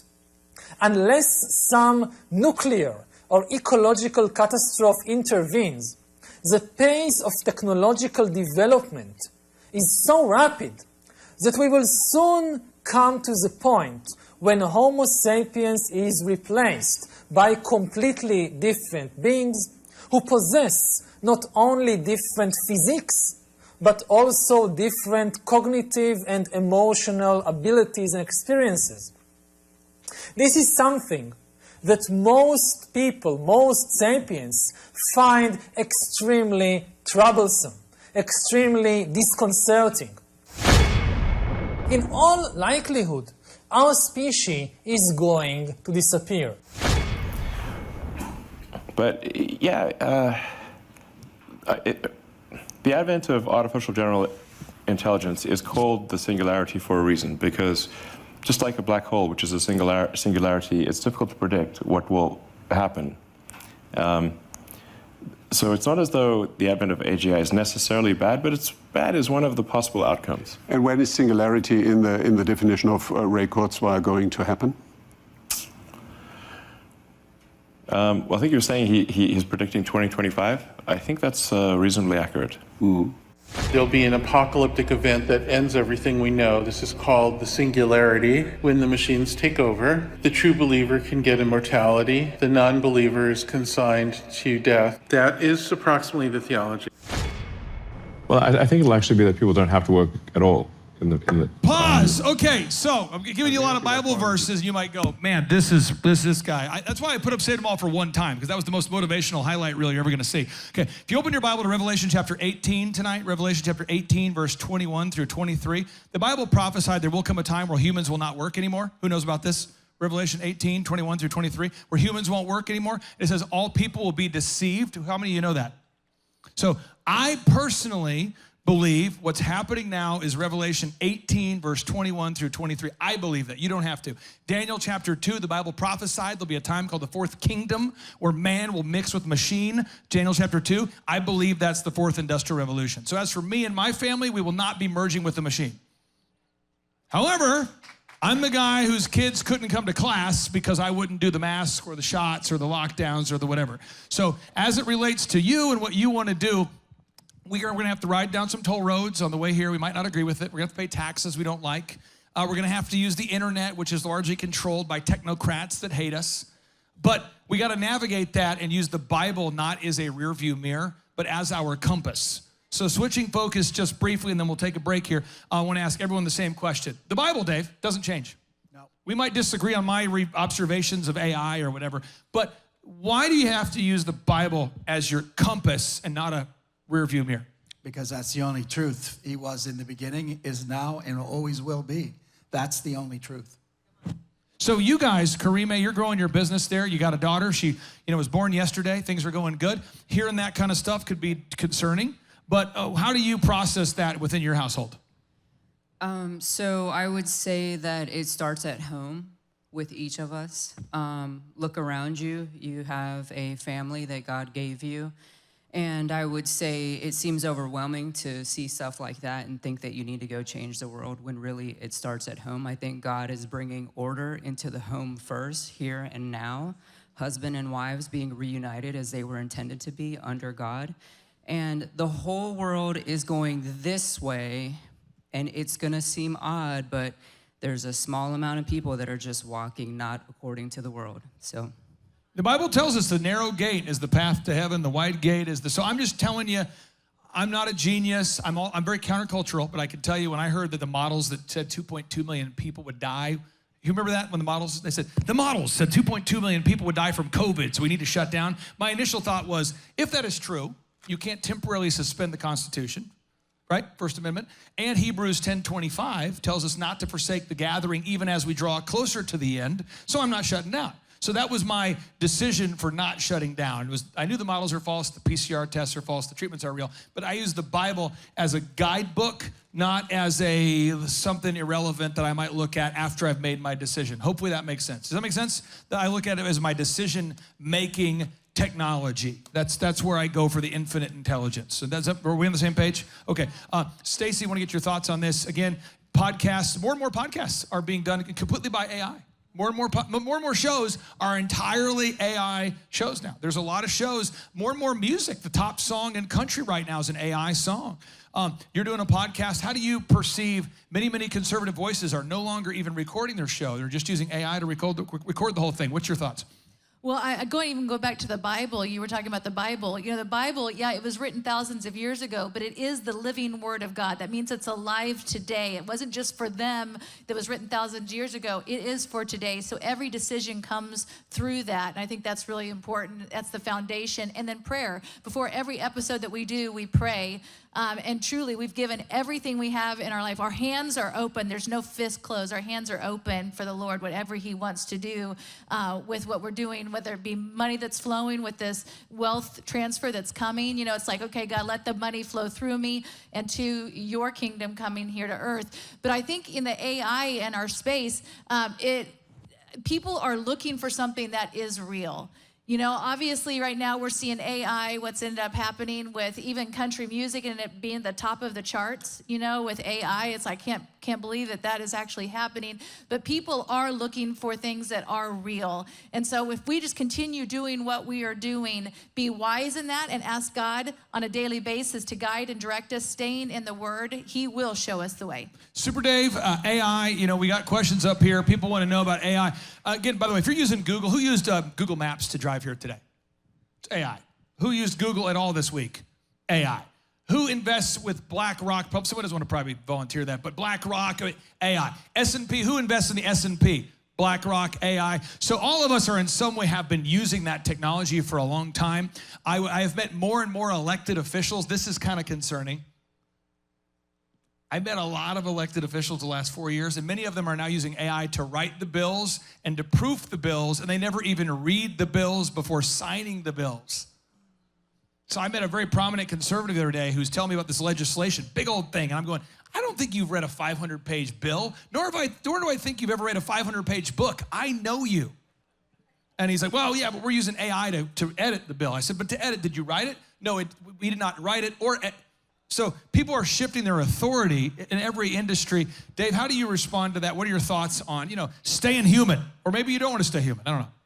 You know, I think all of these technologies are probably good and used. Do you have a TV? Do you have a phone? Do you still know how to get somewhere without Google Map? I mean, we kind of accidentally become dependent on these things somewhat without even knowing it. It's like boiling a frog. It kind of happens, you know, slowly.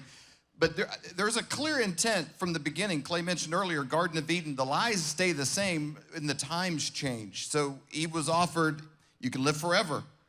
You know, you won't die. You will know everything. You'll be all-knowing. It was that same kind of a lie. So I think we're moving to a place where the same devil is going to try to have an opportunity to do what he's always wanted to do, which is he's God. There'll be a face of it, an antichrist, that'll be the Jesus model, and AI is clearly made to be the Holy Spirit. It's this all-knowing, invisible source of everything that you need to know.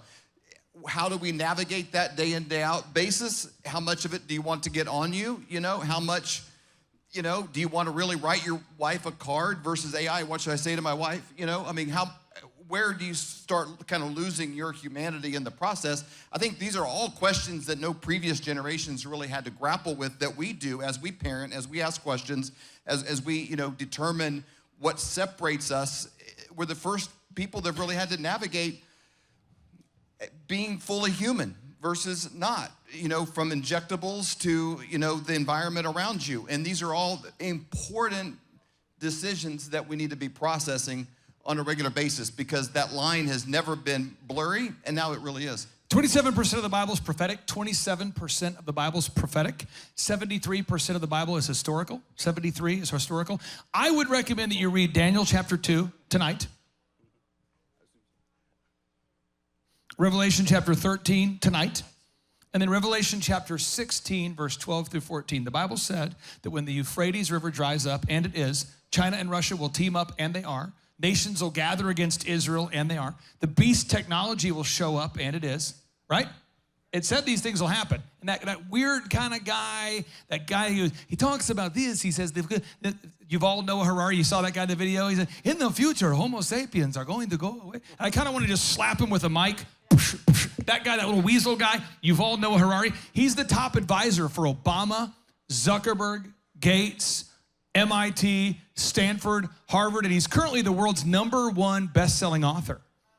And so that is the #1 author in the world. The guy says, Homo sapiens are going away. Homo sapiens, that guy. So these are not just irrelevant randos. That's Yuval Noah Harari. By the way, his name in Hebrew means the father of music, Yuval, Noah, as in the days of Noah.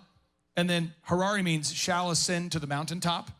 And he's calling for rebuilding a third temple right now and to change our laws and our times. He's asking to change the laws, the times. He wants to ban the Bible. He wants to introduce one world religion. And he's referred to as the prophet by Obama, Zuckerberg, Gates, MIT. Just a little context for you. Sorchi, I know. Yeah, go for it. Yeah. I want to kind of end my last spiel on kind of not a negative note. Sure. I think while we're here, in our focus on a daily basis, I have children, grandchildren. I operate on a daily basis where we took the David Green thing. We're thinking, I'm picturing a January 1st, 2276 of my descendants gathering around, and they're talking about principles we're setting in motion. We're setting wealth in motion. Now, will the world be around 2276? Will God come? Will we just, I don't know.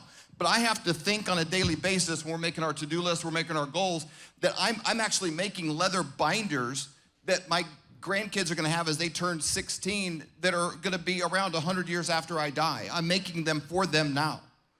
It's not even for them. Who knows if that'll even get there, but it affects how I think. How much money can we make? How much wealth can I accumulate? How can I be smart and not buying sports cars and I'm buying assets? I'm buying things that are gonna help them have autonomy from this system to be able to make wise, biblically based, conscience-based choices. A lot of people wouldn't have shut down if they could have afforded to not shut down, and so you're in this conference for a reason. You were excited about coming here for a reason. You're seeking out a coach for a reason. It's because we can create this space to be able to be like Dr. Stella, have a ranch, grow avocados, do your thing, but operate from this, creating wealth, thinking past your own lifetime in a way that makes sense. I 100% agree with him, and there's 3 ways people respond to this, because I have a podcast where only 265,000 people are allowed to subscribe. And on the podcast, what happens is there's 3 reactions I always get. There's one camp that's like, AI all the way. That's the future. Woo, woo, woo. I'm getting a booster shot. Booster tomorrow, booster today, booster next. I'm getting boosters every day. I love boosters. Boosters. They have shirts that say boosters. They quote Fauci. I love the boosters. I love the boosters. We got to get a booster. Booster. Bill Gates. Yes, Bill Gates. Epstein. Yes, bring it on. I like it. Yes, transhumanism. Elon Musk. Let's go. That's one group. It's exciting. That group. That's a fun group. Okay. The other group is going, man, that's why I moved into the woods 45 years ago. Man, I don't talk to people. I live in a bunker, and I'm prepared. I'm prepared for tornado, AI. I'm prepared for the Chinese, the communists, and they watch Red Dawn every single night. Well, kids, you want to watch Red Dawn tonight? The new one or the old one? Because the old one with Patrick Swayze, that was a legit, And they just live in that bunker. You know what I'm talking about? Bunker. And there's kids, now you got to learn to churn the butter. You know why? Because we're Amish, and we cheat a little bit, though. We do watch Red Dawn, but beyond that, we're Amish. How many of you know that? That's our group. Who knows that group? And then there's the other group who are kind of like flirting with either one. That's kind of where I'm at a lot of times. I'm like, I kind of want to go Amish, but then I kind of want to use the internet, but then I don't know. So I'm just asking you to use the Bible as something you pray through and you think about it and consult the Word of God. Don't listen to me. Just read the Bible. Meanwhile, Sorcini, you're selling gold, and buying gold is kind of betting against the U.S. dollar a little bit. Gold was $40 an ounce in 1971. Now it's how much an ounce, Andrew? It's 4,200 an ounce right now. How do you process what's going on? He sits at third base at the Dodger games next to Brad Pitt and Magic Johnson and Freddie Freeman's wife. This guy has a fantastic life, a great wife. He's Grand Slams at the World Series. He's there to see it. He's having a great time. But you sell gold. How do you process it? For me, United States started their initial coinage and currency system gold-backed. So me selling gold, yes, does go against our fiat currency, but it actually reinforces the initial way that the currency was rolled out here in the United States back in like 1792. So I think that the whole world is going back to something that's asset-backed, and it's probably going to be gold. Quick survey. Can I survey you guys in 4 questions? And when I do, I want you to answer the question, but don't group think, okay? You just yell out the answer. You just yell it out. Yep. I'm asking a question. You just yell it out, okay? So the first one is a yes or no question. Yes or no, okay? As soon as you get the answer in your mind, yell it out, okay? Do you buy gold and silver? Yeah. It's like a little more than half yes. Okay, good deal, okay. Now the next question is a gender question. A gender question, just a simple gender question. What gender is Michelle Obama? You guys are sick people. See, that's... Okay, NASA. NASA in Hebrew, it means to deceive, you know? The founder of NASA, von Braun, happened to be a Nazi scientist. Who knows that? The founder of NASA, von Braun, Nazi scientist. Who knows that? Von Braun, okay. By the way, Elon Musk is named after von Braun's prophecy of a man named Elon. By the way, that's how Elon was named. Elon's father has said Elon is named after a prophecy from a Nazi. That's a true story. So, did we go to the moon? Yes or no? Interesting crowd we have here, isn't it? So you guys, I love it because you're independent thinkers, right? You're independent thinkers. And so I'm not going to sit here and say you using AI is evil. Oh my gosh, you're terrible. Because I'm telling you, the internet's largely AI and has been for a long time, right? There's great technology. Over here in Randy's business, there's 3D modeling software that's been AI for over 10 years. 3D modeling software is AI. They've got, and now Randy, they're rolling out humanoid robots that will do the work for you. Oh, that would be fantastic. Okay, all right. So Randy, talk to me about humanoid robots, outdoor living. Just let her rip. What are your thoughts? Well, I was just sitting there thinking about when you guys were talking. Anybody remember Y2K? So, you know... I'm prepared for that, by the way. It was the end of the world, and we're not going to make it, and all that stuff, and, you know, we're freaking out and all that. And then nothing happens. And, you know, the truth is like life has to go on. Like the grind still has to go on. Now here are 25 years later, and if you put all of your stock into that and just sold everything, did all that, like... you would be behind the 8 ball right now. There so, like AI, you have to embrace it. Yep. And the only people that will be left behind is the people that refuse to use it. Now, be careful with it. You know, don't make it everything and don't just sell out. But be ready. I mean, I believe in the rapture and the tribulation. And the best thing that we could do right now is just all be ready and put God first. And utilize AI for automations and simple things, but you don't have to sell out for AI. We optimize every client's website for AI compliance. I don't know if people know that. We optimize every one of our clients' websites for AI compliance, and we've done that for over a year. I don't know that that's exciting for people to know or not. I'm just making sure you know if you're using the S&P, it's largely AI. If you drove on Google Maps, it's largely AI. And I'm just trying to make sure we're getting this idea. I wanted to show you the big agenda. The big agenda, so you saw these people in their own words. But I also want to give you a sense of hope, and I don't want you to feel like you're leaving a Bob Dylan concert confused and partially high. Okay? So I want you to have clarity. So again, go to the Bible. It's Revelation chapter 16. You can find it there, okay? Daniel chapter 2, you can find it there. Revelation chapter 13. And then there's 3 final parts of the Bible I want to direct you to. Then I'll go to Spurl, and then we'll kind of take a little break here. Okay, Mark chapter 13. That's Jesus' final sermon, kind of a big deal. How many know about Jesus? Kind of essential to the Christian faith? A lot of people are like, I love Jesus, Woo! And I go, that's great. Have you read Mark 13? No. Why not? Why? Well, I'm busy. I got Netflix. I got to watch Game of Thrones. They got a lot. Got to get caught up on that. There's NFL. I like the Packers, and Aaron Rodgers is still slinging it in his mid-40s, and he's doing great. I got to watch his new team now, and Brett Favre, he's making announcements about Trump. I got to go see what he's up to, and then there's a scrolling video on Instagram I got to see, and then I got text messages from my mother-in-law that she hasn't seen, but she wants me to see, and then my father-in-law is sending me. How many of you get extended family sending you videos saying you have to watch it, and they haven't watched it? Have you seen this? So there's a lot of that going on, okay? So I get it, but I'm asking you to settle your mind and read Mark chapter 13, Luke chapter 21, and Matthew 24, because Jesus tells us how it's going to all end, not me, Jesus. Mark chapter 13, Matthew 24, Luke 21. And if you read it, you'll know what Jesus has to say. That being said, Spurl, you're doing accounting. We got to keep doing accounting. Whether we get raptured or not, we'll get good at settling that debate here soon, maybe tomorrow. What are your thoughts? How do you prepare your clients for AI, universal basic income? How do you prepare your clients? Or do you prepare your clients? I mean, like, we use AI in our business. Like, you're sick. Sell out. AI is like, it's like me having an unlimited amount of junior accountants who can go do research for me. That's what it's like. But it returns the most popular answer, not the right answer. And so it's like the really opportunity for the critical thinkers, because, 80% of the assets are controlled by the top 20%. So if you do what the 80% does, you're going to end up poor. So there's a whole bunch of opportunities there for the critical thinkers where you can gain that low-level understanding from the AI, but then your job as a business owner is, how do you expand on that? How do you think critically on that, right? If I listen to the AI, it'd be okay for me to put 40% of my clients' wealth in bonds, earning 4% while the US government prints 8% new money every year, which is insane. But that's what the AI would return to me, and it would do so with a really good vocabulary. So our job is to elevate above that as business owners, and that's what the real opportunity is going to be, because most people will just follow the crowd. So question, here we go, question. Can you read the top right question there, Spurl, the top right one, AI? Here we go, going for it, filling the flow. CSIS warns AI chips rely on Chinese gallium and germanium. What supplier standards should I use to source AI electronics from the USA?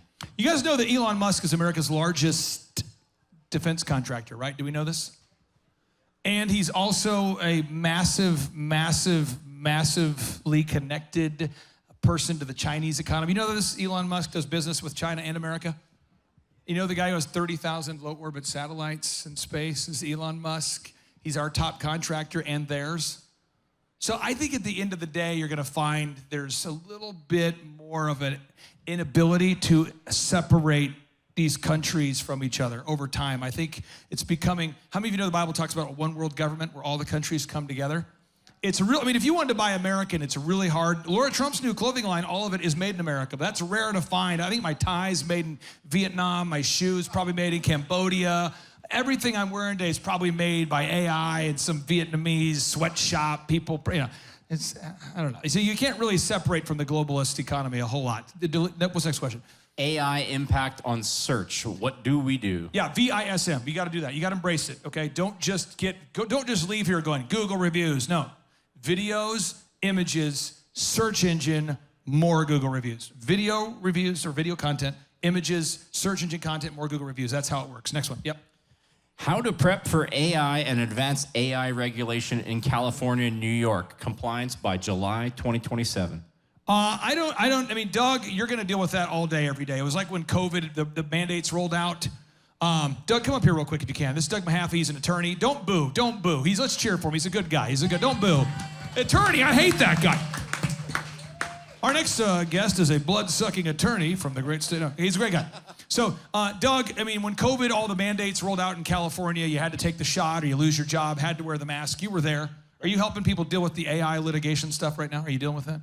Well, I think what you're seeing is the movement where people are questioning it. And I like the comment that you just heard, which is that God says you're supposed to use the talents he built in you, right? So this is knitting you in the wound stuff, right? You're built for a purpose. If you're delegating that, if you're trying to use something that God didn't teach you and you developed from his purpose, then what you're doing is you're blaspheming his cause in you, right? You're choosing not to use your God-given gifts. So I think the Christian has to have a check in their spirit. On the business side, I think what you're seeing is we're having to disclose now in California, I think this will become an ethical mandate, that we have to tell our clients, hey, we may use AI to dissect your case. We may use AI to do legal research. Well, why? Why would you have that warning? Because the bar ethics have already decided, look, this is delegating what lawyers, and this would be true for doctors, architects, builders, contractors. You go across the industries, if you're delegating what you had to stay up late and learn the hard way, if you're not dissecting their problem because you're going to delegate this to a machine, I think your client may want to know that. Now, Doug, real quick, just to harass you, just because this is what I do. This way, I mix it up and we go to break, okay? So AI, I'm just going to show you some facts related to AI. And related to the Reawaken Tour, one famous guest, whoever he is, he used AI to write some of his arguments, and it turned out AI lied. So he lost, and then the case, it turned out that all the citations were wrong. So I'm giving you facts here. Sean, slow down a little bit here. Scroll up real quick here. Up, and okay, down, number 6. This is from Fortune, not a conspiracy magazine. It says 96% AI models are showing a 96% blackmail rate. So if you use AI and then stop trying to use AI, it's been shown to blackmail people. That's Fortune magazine. Perhaps that's interesting to you. Perhaps it's not. Next one. Okay. Then we've got AI. Okay, keep that next one down. One more here. This is fun. Time magazine reports that AI now lies to people all the time. Who knows about this? So all I can say is Doug's navigating it. I'm navigating it. We're all navigating it.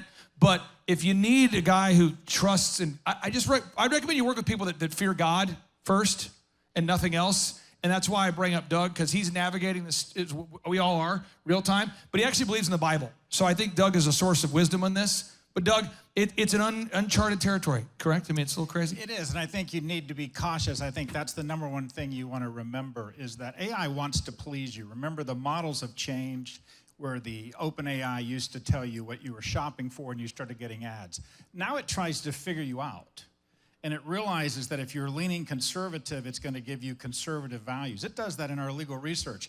I'll be seeking an answer, and I'll check what we call co-counsel, which is built into our Westlaw. It's given me an answer that would be wonderful if that was true, but I'm going, wait a second.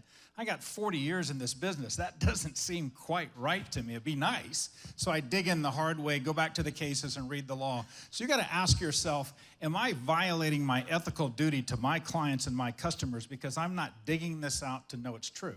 Now, if you test your models and you have data that's controlled and they're building these learning language models around your company's data so that you know the questions you're asking are getting answers that you can rely on, okay, then you've used a useful tool.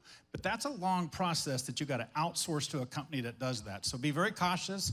The litigation's going to flow because people look for any reason to sue you, and if they can find out that you used AI, didn't disclose that, remember, lawyers are having to disclose that, so it's a red flag.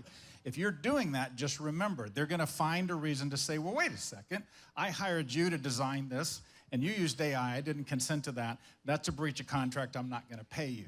So I think that's where you're going to see the avenues real quickly. Final question on AI, then we're taking our break. Final question, what do you got? How are you, Clay, changing your strategies to not only adopt AI, but to the changing habits, preferences, and behavior of the next generation? Again, I don't know. I've walked you through that earlier, but I'll get into it. When I was a disc jockey, who remembers the Yellow Pages? That was awesome. Who remembers the Yellow Pages? I was the Yellow Page king, baby. Had the biggest ad ever. Who remembers the Yellow Pages? I mean, who was there? Yes. And then the Yellow Pages went away, so I had to dominate Google, right? And then YouTube came about, and I had to dominate that. There's constant changes, so I could just say you constantly have to adapt. You just have to adapt. So how do we adapt? Very practically, our team uses all these Adobe products, Photoshop, Lightroom, videography, video technology. All of it's AI. You know that, right? All the Adobe suites, it's AI, everything. So we've had to learn all of that. All the websites have to be updated for AI compliance. More and more people struggle to have a conversation. How many of you have seen that phenomenon? More and more people, we're about ready to see self-driving cars that don't have steering wheels. So we're gonna be all navigating a weird world here, but we're all in it together. And I would recommend that you read the Bible till your head explodes. The time is 3:20. We'll come back here at 3:40 for our final session. The time is 3:20, and I encourage you to go visit Pastor Dave. Let's hear for Pastor Dave Scarlett right there. Thank you, Dave.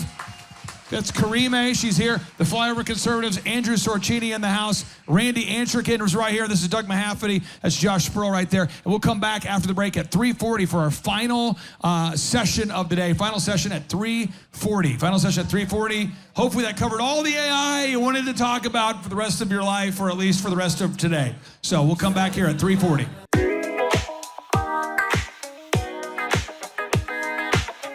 Thrivetime show, that's where you wanna be. That's where you wanna be. Thrivetime show, that's where you wanna be. Yeah. Business growth is what you wanna see. What you wanna see. Thrivetime show, that's where you wanna be.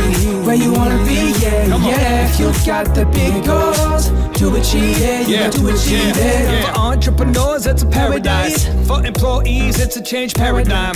For the poor and ignored, it's a change mind. For the explorers, it's a major find. For Tim Tebow, it's goals aligned. For the Eric to the Trump, it's a mastermind. For Robert Kiyosaki, it's game time. For the first time attendees, it's oh my. For the Oklahomies, it's a sweet home of mine. For the real business people, it's so nice. For the people going places, it's a green light. For you and your crew, it's a change vibe. For this rendezvous, you can name your prize. For the VIP, ticks 105 times. For me, it's what I do, it's my vibe. Because the Thrivetime Nation is my tribe. My tribe. Thrivetime show, that's where you wanna be. Yeah. Business growth is what you wanna see. What you wanna see. Thrivetime show, that's where you wanna be. Where you wanna be, yeah. If you got the big goals to achieve, you got to achieve it.